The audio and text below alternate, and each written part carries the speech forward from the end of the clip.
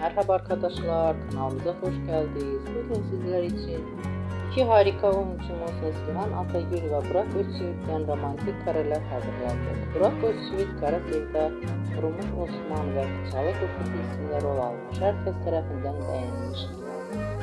Biz de sizler için onların güzel paylaşımlarını hazırladık. Bu videoların devamlı gelmesini istiyorsanız kanalımıza abone olup yorum yazmayı unutmayın.